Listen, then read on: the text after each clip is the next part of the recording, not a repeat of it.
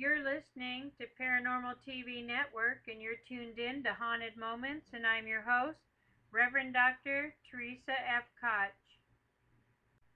The Tower of London, said to be the #1 most haunted castle in Great Britain, Her Majesty's Royal Palace and Fortress. The Tower of London, commonly known as the Tower, is a historic monument in central London, England, on the north bank of the River Tyne.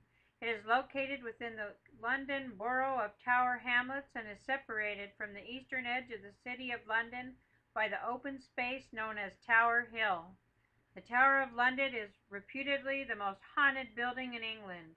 The ghost of Queen Anne Boleyn, beheaded in 1536 for treason against King Henry VIII, has allegedly been seen haunting the chapel where she is buried and walking around the White Tower carrying her head under her arm.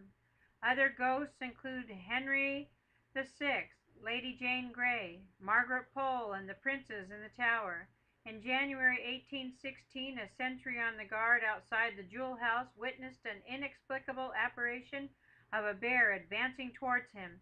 The sentry reportedly died of fright a few days later. The Tower of London is often identified with the White Tower, the original stark square fortress built by William the Conqueror in 1078. However, the tower as a whole is a complex of several buildings set within two parallel rings of defensive walls and a moat. The tower's primary function was a fortress, a royal palace, and a prison, particularly for high status and royal prisoners such as the princes in the tower and the future Queen Elizabeth I. This last use has led to the phrase "sent to the tower," meaning imprisoned.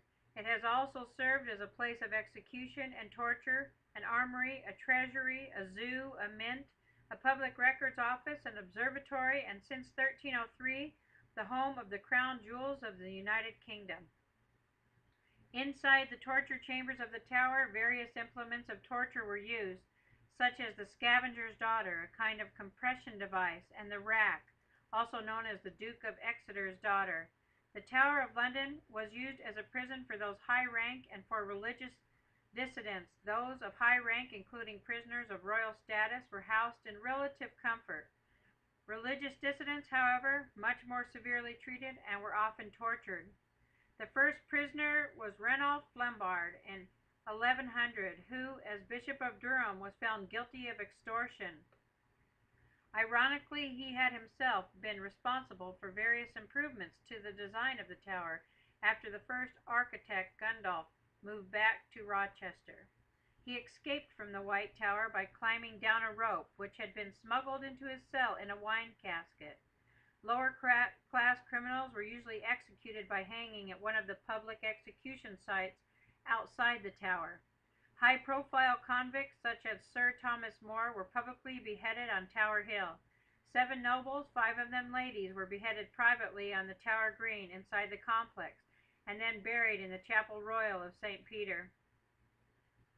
The last execution at the tower was that of a German spy, Joseph Jacobs, on 14 August 1941 by firing squad formed from the Scots Guards.